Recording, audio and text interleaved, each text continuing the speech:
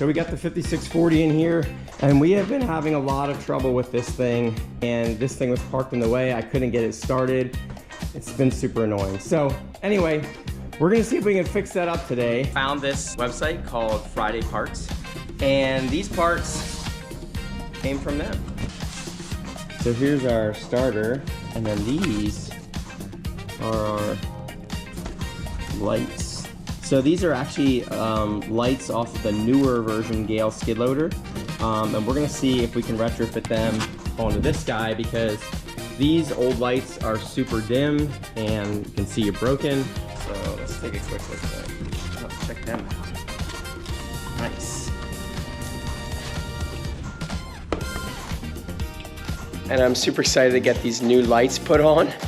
Like we said, we got these new lights from FridayParts, and I think these are gonna be awesome. So here's our new lights from FridayParts, and I am super excited about these.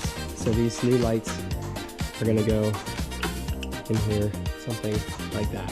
So the first thing we need to do is figure out where to drill these holes. Before we can finish putting the lights on, I wanna make sure that we have power to.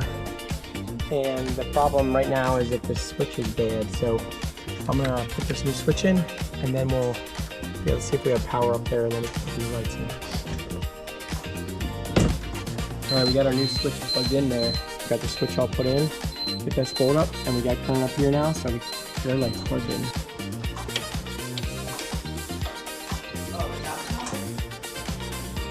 Oh yeah, we got working lights. Oh yeah, those are like legit lights, man.